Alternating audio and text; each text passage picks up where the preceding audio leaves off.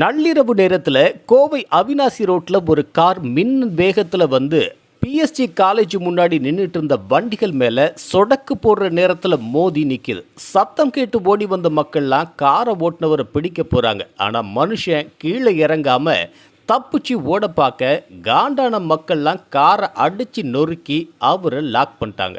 இங்கே பாருங்க, போதையில் இருக்கிறவன் கார் எடுத்து ராங் வேல வந்து எல்லா சைடு இருக்கிற செவுத்தை இடிச்சுக்கிட்டு அதை பண்ணி இதை பண்ணி சிகரெட்டை வந்து கையில் வச்சிருக்கான். ரோடே ஃபுல்லாக ஹெவி பிளாக்கு.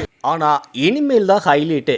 கீழே இறங்கி மன்னிப்பு கேட்பாரு இல்லை மக்கள்கிட்ட அடி வாங்குவாருன்னு பார்த்தா நம்ம ஆள் அசால்ட்டாக தள்ளாடிக்கிட்டே கார் மேலே ஏறி நின்றுட்டார். அங்கேயே நின்று ஒரு சிகரெட்டை பற்ற வச்சுட்டு வாங்கடா பார்த்துக்கலான்னு ரகளைய ஆரம்பிச்சிட்டார்.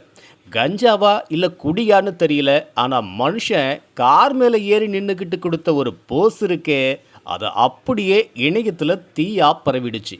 எல்லாம் பிடிச்சி அடிச்சாச்சு அவனை. பாருங்க என்ன சொல்றானு. தகவல் தெரிஞ்சு நம்ம கோவை போலீஸ் ஸ்பாட்டுக்கு வர அப்புறம் என்ன, கார் மேலே ரேம்ப் வாக் போனவரை அப்படியே வளைச்சி பிடிச்சி அள்ளிட்டு போயிட்டாங்க. போதையில் வண்டி போட்டினா விபத்து மட்டும் இல்லை, இப்படி விபரீதமான ரகளையும் நடக்குன்னு இந்த வீடியோ தான் சாட்சி.